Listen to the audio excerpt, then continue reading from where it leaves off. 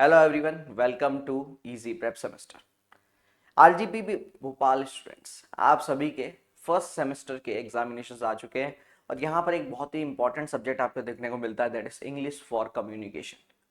आज के सेशन में बात करेंगे कि इस इंग्लिश फॉर कम्युनिकेशन इस सब्जेक्ट को हमको किस तरीके से डील करना चाहिए और एग्जामिनेशन में हमें इन 3 यूनिट से कैसे क्वेश्चंस देखने को मिल सकते हैं और क्या हमारी स्ट्रेटजी रहनी चाहिए इस पेपर को लेकर। चलिए शुरू करते हैं बेटा। तो फर्स्ट सेमेस्टर स्टूडेंट्स के आपकी जो सब्जेक्ट है that is English for communication, उसके पहले 3 यूनिट्स का हम डिटेल एनालिसिस करेंगे। इतना पढ़ोगे बहुत रहेगा, ठीक है। अगर हम सिलेबस को यहाँ पर गौर से देखें तो यहाँ पर आपके कुछ सेक्शंस है। जैसे अगर मैं यूनिट 1 की बात करता हूं, if I talk about unit number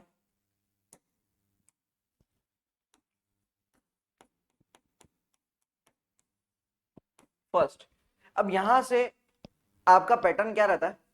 देखो, वैसे आपको पता होगा आपका जो एक्सटर्नल पेपर होता है ना, मार्किंग स्कीम क्या रहती है आपके पास, 70 नंबर का आपका पेपर रहता है। Marking scheme that is 70 marks, 70 number का आपका ये पेपर रहता है and you have to attempt 5 questions in total. आपको टोटल 8 क्वेश्चंस देखने को मिलेंगे। एनी 5 क्वेश्चंस आपको करने होंगे, तो उस हिसाब से will have to be attempted।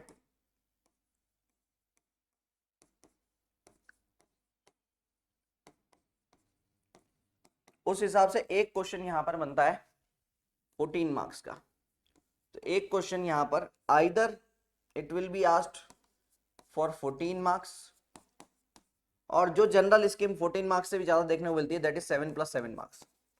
ये 2 क्वेश्चन प्रोवाइड करते हैं 7 + 7 मार्क्स के। ये सबसे ज्यादा यूज किया हुआ इनका पैटर्न है जो कि आरजीपी भोपाल के अंदर आपको देखने को मिलता है। तो आपके पेपर में ज्यादातर जो आपको 5 क्वेश्चन मिलेंगे वो 7 + 7 14 मार्क्स का एक क्वेश्चन देखने को मिलेगा। तो total there will be 8 questions in your question paper, ठीक है। पार्ट्स क्वेश्चन होंगे, पार्ट क्वेश्चन पेपर्स होने वाला है और उसमें से आपको कोई भी 5 अटेम्प्ट करने हैं। अब 5 कौन से करने हैं वो आप अपने शौक से कुछ भी चूज कर सकते हैं। एक क्वेश्चन इस हिसाब से 14 नंबर का हो जाता है आपका, और 14 में भी अगर यहाँ पर देखें तो 7 + 7 मार्क्स का एक सबसे ज्यादा यूज किया गया पैटर्न है जो कि आपको देखने को मिलता है अपने पेपर के अंदर, ठीक है। 14 मार्क्स के क्वेश्चन भी है तो 7 + 7 के क्वेश्चंस भी आपको ज्यादा देखने को मिलते हैं, ठीक है। सबसे ज्यादा यही है। तो अगर हम पहली यूनिट की बात करें तो पहली यूनिट जो है it is basic grammar portion ज्यादा है इसमें ये ग्रामर पोर्शन इसमें ज्यादा है। ग्रामर पोर्शन यहाँ पर आपको काफी देखने को मिलता है, और सिंस ग्रामर पोर्शन ज्यादा है यहाँ पर आपको कुछ एरियाज जहां से हर बार ये क्वेश्चन बनाते हैं, हर बार जहां से क्वेश्चन बनाते हैं सब्जेक्ट वर्ब कॉनकॉर्ड से। पहली चीज very important area, subject verb concord. Subject verb agreement कह दीजिए चाहे सब्जेक्ट वर्ब कॉनकॉर्ड कर दीजिए, ठीक है। तो यहां से आपको क्वेश्चन देखने को मिलेंगे। जनरली आपको fill in the blanks type के क्वेश्चन देखने को मिलते हैं, fill in the blanks type के क्वेश्चन देखने को मिलते हैं, और उनकी मार्किंग स्कीम जनरली रहती है 1 × 7। 7 क्वेश्चन दे देंगे और एक एक मार्क्स के आपको क्वेश्चन यहाँ पर प्रोवाइड कर देंगे। तो 7 अलग अलग आपको ब्लैंक्स में 7 अलग अलग शब्द लिखने के 7 नंबर मिल रहे हैं, जो कि काफी आसान है अगर आपने अच्छे से सब्जेक्ट वर्ब कॉनकॉर्ड पढ़ा है। उसके साथ में आपको दूसरे टाइप के क्वेश्चन जो बहुत ज्यादा देखने को मिलते हैं that is active to passive या फिर पैसिव टू एक्टिव। जो वॉइस है आपको 7 अलग अलग सेंटेंस दे दिए जाते हैं, और या तो एक्टिव के सेंटेंस दे दिए पैसिव में कन्वर्ट कर दो, पैसिव में दे दिए एक्टिव में कन्वर्ट कर दो। अगेन 1 × 7 ये आपको स्टेटमेंट्स दे दिए जाएंगे, सेंटेंसेस दे दिए जाएंगे और आपको कहा जाएगा दूसरे वॉइस में कन्वर्ट करना है। तो इस टाइप के क्वेश्चंस भी आपके भरपूर पूछे जाते रहे। इसी टाइप से जो आपका डायरेक्ट एंड इनडायरेक्ट स्पीच है, डायरेक्ट और इनडायरेक्ट या फिर रिपोर्टेड स्पीच जो है, वहां से भी इसी टाइप के सेंटेंस कन्वर्जन के क्वेश्चन प्रीवियसली काफी पूछे गए, ठीक है। उसके अलावा अगर अपन बात कर रहे हैं तो अगेन 1-2 बार क्वेश्चन यहां पर आर्टिकल से भी पूछे हुए, ठीक है, लेकिन ये कंपैरेटिवली कम आए। तो आपको मेजरली ये 3 एरियाज ऐसे जिनको बहुत अच्छे से करके जाना ही जाना है। बाकी भी एरियाज पढ़ने अपने को सब कुछ है, ठीक है। वैसे आर्टिकल्स है, प्रीपोजिशंस है, इन एरिया से भी आपको क्वेश्चन मिलेंगे और जनरल स्कीम यही रहेगी इस यूनिट से 1 into 7 वाली, ठीक है। आर्टिकल्स प्रीपोजिशन जो है जनरल स्कीम आपके पास यही है 1 into 7 वाली, ठीक है। बट मेजर 3 टॉपिक्स 3 एरियाज मैंने बता दिए जहां से क्वेश्चन ये हर बार करीब करीब पूछते, तो आपको भी अपने पेपर में एक क्वेश्चन आपको कुछ ऐसा मिल जाने वाला है, ठीक है। तो इसके बाद अपन बात करते हैं बेटा यूनिट नंबर 2 की। इसके बाद बात करते हैं बेटा अपन यूनिट नंबर 2 की, जिसका बेसिकली आप बात करते हो, अगर मैं यूनिट 2 की बात करता हूं तो ये है वोकेबुलरी बिल्डिंग से रिलेटेड, ठीक है। यहां से भी काफी एरियाज है जहां से क्वेश्चन बार बार ये लोग पूछते हैं। जैसे अगर यहां पर भी अपन बात करें, सबसे ज्यादा हाईली आस्क्ड है बेटा सिनोनिम्स एंड एंटोनिम्स, ठीक है। पर्यायवाची और विलोम शब्द, सिनोनिम्स एंड एंटोनिम्स, ये एरिया करीब करीब आप देखोगे हर बार पेपर में फिर से 7 शब्द दे दिए जाएंगे आपको, या तो उसके सिनोनिम पूछ ले जाएंगे या तो आपसे उनके एंटोनिम्स पूछ ले जाएंगे। तो ये एरिया फिक्स्ड है कि भैया आते ही आता करीब करीब। दूसरा एक ऐसा क्वेश्चन जो मैं कह सकता हूं पेपर में आपको मिलेगा ही मिलेगा, that is reading comprehension. That is reading comprehension, आपको पैसेज देके उसके हिसाब से रिलेटेड क्वेश्चन होंगे। रीडिंग कंप्रीहेंशन ये क्वेश्चन आता है सीधा 7 मार्क्स का, सीधा 7 मार्क्स आपको यहां पर फिक्स्ड है। मतलब ये 2 एरियाज आप कह सकते हो ऑलमोस्ट एंड ऑलमोस्ट सर्टेन है कि इस एरिया से क्वेश्चन ये लोग पूछने ही वाले हैं। आप कह सकते हो भैया ये एरियाज में से क्वेश्चन आपको मिलेंगे ही मिलेंगे, ठीक है। उसके अलावा एक ऐसा एरिया जो पिछले 4 साल से कंटिन्यूस आ रहा है, that is prefix and suffix. और कितनी बार एक ही पेपर में 2-2 क्वेश्चन आ रहे हैं यहां पर, कितनी बार आपको 7+7 14 नंबर के प्रीफिक्स एंड सफिक्स, मतलब फॉरेन लैंग्वेज वाले और इंग्लिश लैंग्वेज वाले, इसमें दोनों ही आ जाते हैं। इंग्लिश लैंग्वेज के भी आ जाएंगे और फॉरेन लैंग्वेजेस के शब्द भी, फॉरेन एक्सप्रेशंस भी इसी में इंक्लूड हो जाएगा। तो आप मान सकते हो ऑलमोस्ट 7 मार्क्स इधर के और 7 मार्क्स इधर के, वही पैटर्न वही रहेगा 7 into 1 वाला,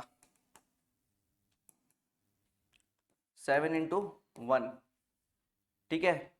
और या फिर आप कह सकते हो और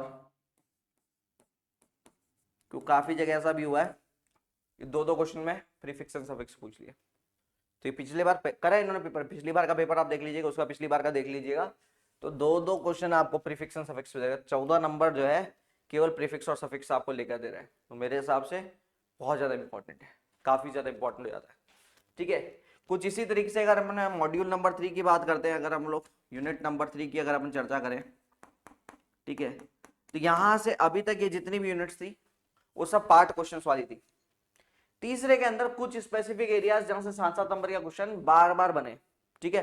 तो कुछ में स्पेसिफिक टॉपिक्स यहां पर मेंशन करता हूं जहां से 7 नंबर के क्वेश्चंस आपको देखने को मिले। जैसे सबसे पहला 7 C's ऑफ कम्युनिकेशन,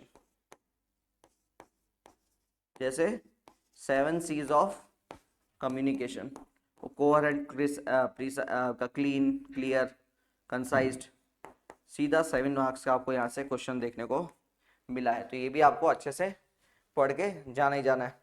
उसके अलावा जो कम्युनिकेशन की बैरियर्स है वो मल्टीपल टाइम्स इन लोगों ने पूछी है, barriers to communication,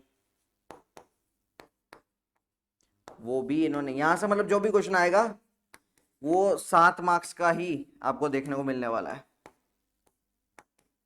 again asked can be asked for 7 marks. उसके अलावा अगर अपन देखते हैं प्रोसेस जो है कम्युनिकेशन का, यहां से भी आपको क्वेश्चन देखने को मिले, प्रोसेस ऑफ कम्युनिकेशन। तो यहां से आएगा भैया क्वेश्चन जो आपको एक्सप्लेन करके पूरा लिखना पड़ेगा उसको, जिसको आपको एक्सप्लेनेशन करना अगेन फॉर 7 मार्क्स।